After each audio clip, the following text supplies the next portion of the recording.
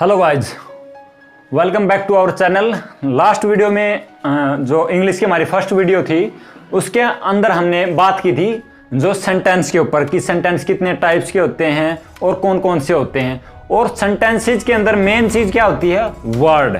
तो हम कह रहे थे हर एक सेंटेंस क्या है, सेंटेंस के अंदर यूज किए गए वर्ड्स वो किसी न किसी पार्ट ऑफ स्पीच होते हैं इंग्लिश के अंदर, उससे आते हैं। अगर हम उसको अगर पहचानना स्टार्ट कर दें कि किस ये वर्ड जो दिया गया है किस पार्ट ऑफ स्पीच से है, तो हमारी जो इंग्लिश के ऊपर पकड़ जो है दिन ब दिन मजबूत होती चली जाएगी। तो आइए आज हम बात करते हैं पार्ट ऑफ स्पीच की।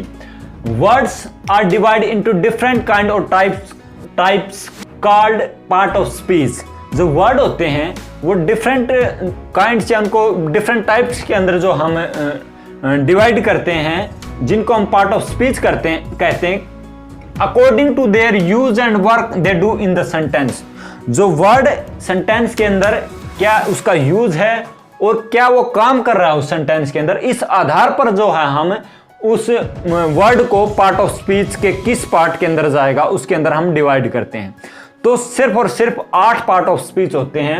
इन English the part of speech are 18 number.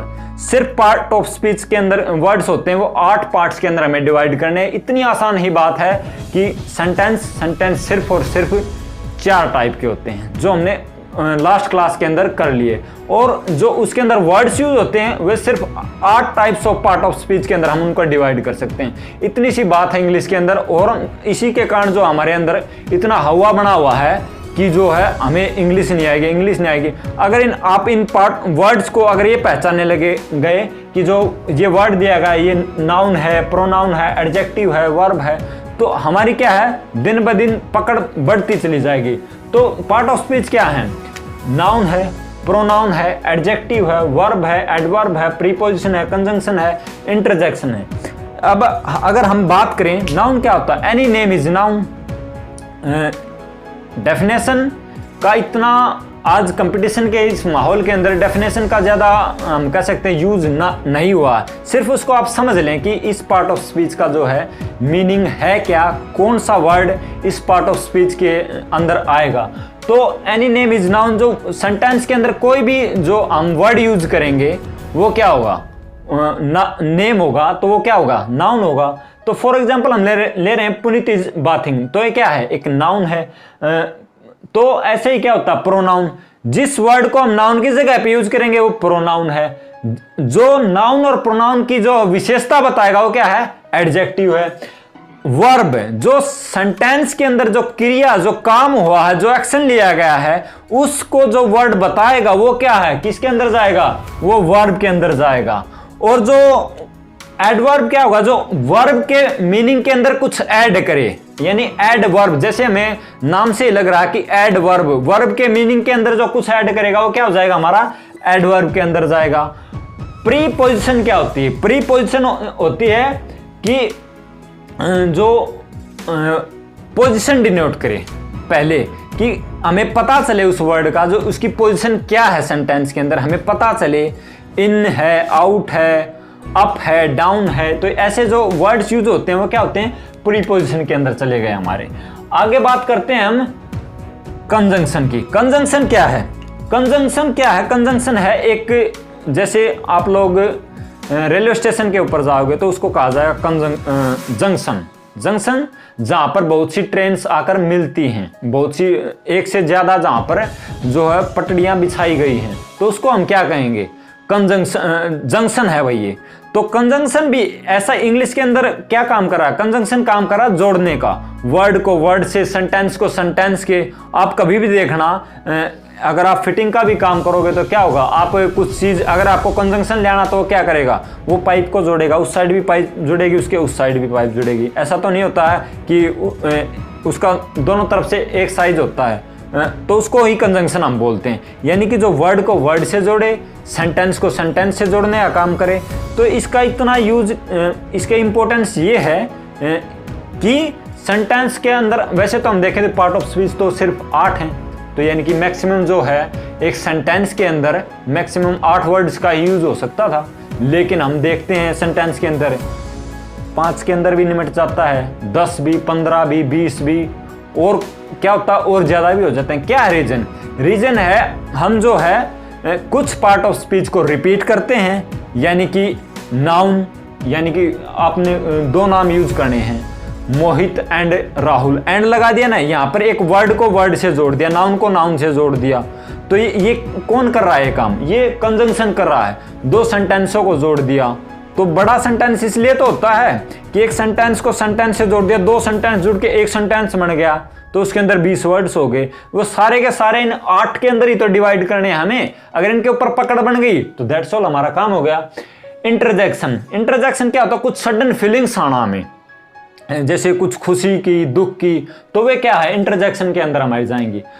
तो हमने इनके ऊपर बात करेंगे, एक एक जो पार्ट ऑफ स्पीच के ऊपर हम डिटेल से बात करेंगे। एक बार ब्रीफ इनको हम कर लेते हैं, फिर नेक्स्ट वीडियो से हम नाउन उठाएंगे, फिर प्रोनाउन, फिर एडजेक्टिव, पूरे के पूरे जो है पार्ट ऑफ स्पीच हैं उनको हम पूरी ब्रीफ डिटेल से करेंगे और उनके जो है मल्टीपल एग्जांपल्स हम लेंगे ताकि उनके ऊपर हमारी पकड़ बन जाए और बिल्कुल हमें जो कोई कंफ्यूजन ना रहे उस पार्ट ऑफ स्पीच के ऊपर।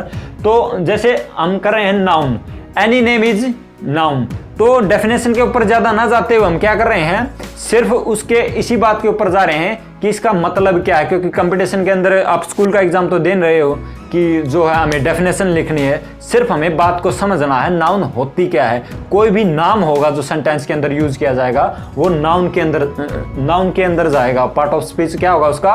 नाउन। पुनीत इज बाथिंग, तो इसके अंदर क्या होगा? पुनीत क्या है? एक नाम है ना, किसी लड़के का नाम है तो इसको क्या है? नाउन। लेकिन ये काम क्या कर रहा है? As a subject in the sentence, subject का काम कर रहा है ना सेंटेंस के अंदर, तो हमें ये पता चल जाएगा ये नाउन है। तो ये बात तो हमारी क्लियर होगी, तो नाउन के अंदर कोई भी नाम आ जाएगा। नेक्स्ट हम करें, जैसे पढ़ते हैं pronoun. Pronoun is a word used instead of a noun. Pronoun वो वर्ड है जो नाउन की जगह पर यूज किया जा सकता है। तो जैसे देखिए, Rahul is absent because he is ill. अब हम क्या कर रहे हैं कि इसका यूज क्या है? अब जब हमारे पास नाउन थी ऑलरेडी तो हमें प्रोनाउन की जरूरत क्यों पड़ी? अब आप देखना, अगर आप कोई बात बताते हुए एक नाम को बार बार रिपीट करोगे तो क्या होता है, एक भाषा की जो एक हम कह सकते हैं सुंदरता होती है, एक लहजे में जो कह सकते हैं मज़ा आना चाहिए उस बात को कहते हैं, वो कहीं ना कहीं गायब होने लग जाता है अगर हम उस नाम को बार बार रिपीट करते हैं। तो इसके बजाय हम क्या करते हैं, नाउन के बजाय प्रोनाउन का यूज कर लेते हैं। जैसे यहाँ पर क्या है, राहुल इज एब्सेंट बिकॉज, यहाँ पर हमने राहुल इज इल नहीं लिखा, हमने क्या लिखा? He is ill. ये क्या कर रहा है, इस राहुल की जगह पे हमने ही यूज किया, तो ये क्या है? ये प्रोनाउन है। तो नेक्स्ट है एडजेक्टिव। एडजेक्टिव क्या है? एक वर्ड से हमें लग रहा, हम जो है स्कूलिंग से ही पढ़ते आ रहे हैं, एडजेक्टिव कोई विशेषता बताने वाला। Adjective is a word used to add something to the meaning of noun और प्रोनाउन। एक वो वर्ड जो सेंटेंस के अंदर जो नाउन और प्रोनाउन के जो है मीनिंग के अंदर कुछ ऐड करे, यानी उनकी कोई विशेषता बताए, कोई खामी बताए, तो किस कैटेगरी के अंदर जाएगा? वो एडजेक्टिव में जाएगा। जैसे क्या कह रहा है, ही इज ब्रेव बॉय, वैसे भी लिख सकते हैं ही इज ए बॉय, लेकिन ये एक अलग सेंटेंस होगा। लेकिन अगर he is a brave boy, ये बिल्कुल एक डिफरेंट सेंटेंस हो गया। इसके अंदर ये ब्रेव क्या कह रहा है, इसे नाउन, जो बॉय नाउन है इसकी विशेषता बता रहा है। ये क्या हो गया? इसका मतलब जो ब्रेव यूज किया गया वर्ड, ये हो गया हमारा एडजेक्टिव। तो ब्रीफली हम नेक्स्ट करते हैं वर्ब, जिससे इससे हमें क्या लग रहा है, हिंदी के अंदर मीनिंग क्रिया, यानी कुछ करने का बोध हो रहा है। Verb is a word used to express an action और स्टेट ऑफ द सब्जेक्ट। किसका? सब्जेक्ट का। मेन पॉइंट ये है, ये क्यों पूरी इंग्लिश के अंदर ये मेन पॉइंट इसलिए बन जाता है क्योंकि एरर देने का जब एग्जामिनर को मौका मिलता है तो सबसे ज्यादा इसी पॉइंट की दी जाती है। वर्ब की एक बहुत बड़ा टॉपिक है और वेरी इंपॉर्टेंट टॉपिक ये पॉइंट है जो सेंटेंस का, क्योंकि कोई सेंटेंस वर्ब के बगैर नहीं बन सकता। आप देखना किसी भी सेंटेंस के अंदर कम से कम अगर 2 वर्ड भी यूज होंगे तो एक सब्जेक्ट, दूसरा क्या होगा? वर्ब। इसके बगैर सेंटेंस बनेगा ही नहीं, यानी कुछ तो करेगा। गीता वाली बात आ गई, कुछ तो करोगे पार्थ, चाहे कुछ नहीं करोगे। जब कृष्ण से अर्जुन बोल रहे हैं कि मतलब मेरा तो कुछ करने का ही मन नहीं कर रहा है, तो वो कहते हैं कुछ तो करोगे ही, भूख लगेगी खाना खाओगे, यानी कुछ तो करेगा ही ना आदमी। यानी क्रिया तो बहुत जरूरी काम है इसके अंदर। किसी भी सेंटेंस के अंदर, तो ये एक ऐसा वर्ड है जिसकी एरर भी सबसे ज़्यादा दी जाती है कॉम्पिटिटिव एग्जाम के अंदर, और जिसको हमें समझना भी बहुत अच्छे से है, क्योंकि इसने कहा कि एक्शन और स्टेट किसकी बताता है, सब्जेक्ट की, वर्ब। मेन पॉइंट है ये, यानी सब्जेक्ट का और वर्ब का बहुत जबरदस्त कॉम्बिनेशन होना चाहिए। हमें देखना पड़ेगा सेंटेंस के अंदर कि सब्जेक्ट कैसा यूज किया गया है, उसके अकॉर्डिंग हम वर्ब यूज करेंगे। तो जैसे फॉर एग्जांपल हम लेते हैं, शिव रोट अ लेटर, यानी वो कुछ काम कर रही, क्या कर रही है, तो उस काम को लिखने का काम करी, तो उसको हमने किस में दिखा दिया, ये हमारी वर्ब बन गई, यानी शिव रोट अ लेटर। और लेकिन वर्ब की फॉर्म्स भी होती हैं, first form, second form, third form, वे according to the subject use की जाएंगी और अकॉर्डिंग टू द सिचुएशन और स्टेट यूज किया जाएंगी, यानी कि वो किस स्टेट के अंदर है, यानी प्रेजेंट, पास्ट, फ्यूचर, जिस भी हिसाब से होगा उस हिसाब से क्या करेंगे, हम वर्ब का यूज करेंगे। नेक्स्ट, जैसे adverb. Adverb is a word used to add something to the meaning of a verb, an adjective और अनदर एडवर्ब। एक ऐसा वर्ड सेंटेंस के अंदर जिसको शायद ढूंढना थोड़ा टिपिकल होता है, क्योंकि एक ऐसा वर्ड है जो वर्ब की भी विशेषता बता रहा है। एडजेक्टिव जो नाउन प्रोनाउन की विशेषता बताता है, ये एडजेक्टिव की भी विशेषता बता रहा है। और अनदर एडवर्ब, एडवर्ब एक दूसरी एडवर्ब की भी विशेषता बताती है। यानी कि जब हम किसी सेंटेंस के अंदर वर्ड्स को अलग अलग करना स्टार्ट करेंगे, तो यानी कि सबसे पहले हम सारे पार्ट ऑफ स्पीच को जो है अलग से छाट लेंगे, उसके बाद जो बच गया वो हमारा एडवर्ब होगा। तो फॉर एग्जांपल हम लेते हैं, शी इज वेरी ब्यूटीफुल। तो इसके अंदर क्या कर रहे हैं, यानी कि ब्यूटीफुल क्या है, ब्यूटीफुल तो ठीक है, सुंदर, ये क्या हो गया, एक प्रकार से उसकी प्रशंसा होगी, एडजेक्टिव हो गया। लेकिन शी इज वेरी ब्यूटीफुल, ये क्या होगा, ये एडवर्ब होगी हमारी, क्या होगी हमारी, एडवर्ब। तो नेक्स्ट हमारे आती है preposition. Preposition is a word used with a noun और pronoun to show how the person और thing denoted by the noun और pronoun stands in relation to something else. अब क्या है, ये प्रीपोजिशन क्या है, नाउन और प्रोनाउन का रिलेशन बताती है दूसरी चीजों के साथ कि वे उनके रिलेशन में कैसे खड़ी हैं।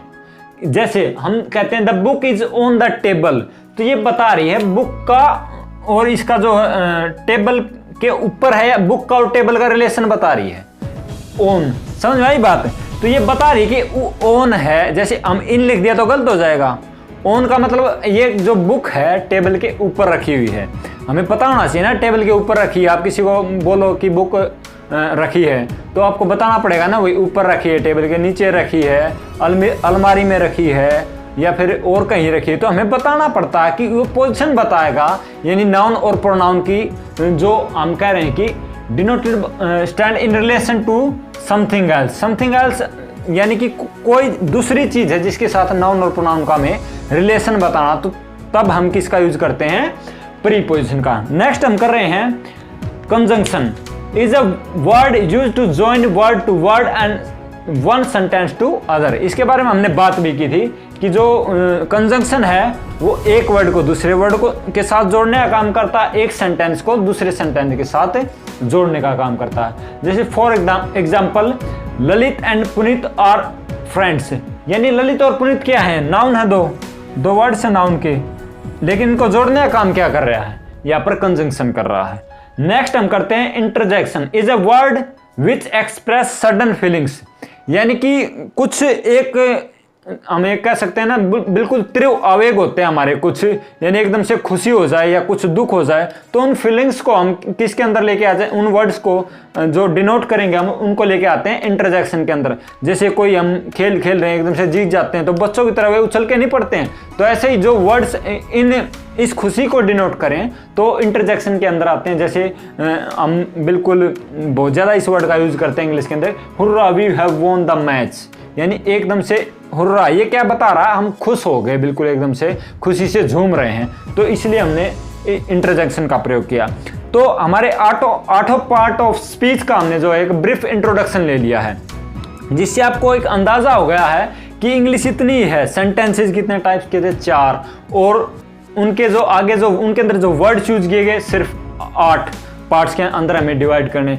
इंग्लिश सिमट गई है इन्हीं चीज़ों के अंदर, बस इनके अंदर आपको क्लियरिटी लेके आनी है। इसलिए हम जो है एक एक पार्ट ऑफ स्पीच को क्या करेंगे, बिल्कुल अब तो हमने ब्रीफली किया है, बिल्कुल उसको पूरा जो है एक्सपेंड करके उसको पूरी डेप्थ से हम समझेंगे और मल्टीपल एग्जांपल्स का यूज करेंगे ताकि डाउट्स ना रहें। और फिर हम देखेंगे कि एग्जामिनर जो एरर्स देता है वो कैसे देता है। अगर इस पार्ट ऑफ स्पीच से उसको देनी है तो एग्जामिनर की कुछ लिमिट्स हैं, ये नहीं कि वो कुछ भी एरर देगा। तो अगर हमें ये पता चल जाए कुछ ना कुछ, तो हम कह सकते हैं ना भाई, अगर आपको प्रैक्टिस है तो आपको पता है मैंने एग्ज़ाम दिए हैं और उनको क्रैक किया, तो मुझे पता है कि कहीं कैसे आप जो है उन पॉइंटों को पकड़ पाओगे इंग्लिश के अंदर जो एग्जामिनर जहां एरर दे रहा है। एक बार प्रैक्टिस हो गई तो एकदम से आपको इतना जो है कॉन्फिडेंस आएगा कि मैं कर सकता हूँ इंग्लिश को, कोई इतना बड़ा जो हवा नहीं कि मैं नहीं कर पाऊँ। तो बिल्कुल एक पॉजिटिव वे में हम इसको स्टार्ट कर रहे हैं और आपके लिए वीडियोज़ लेके आ रहे हैं। अगर आपको अच्छे लगे तो लाइक और शेयर करें। Thank you.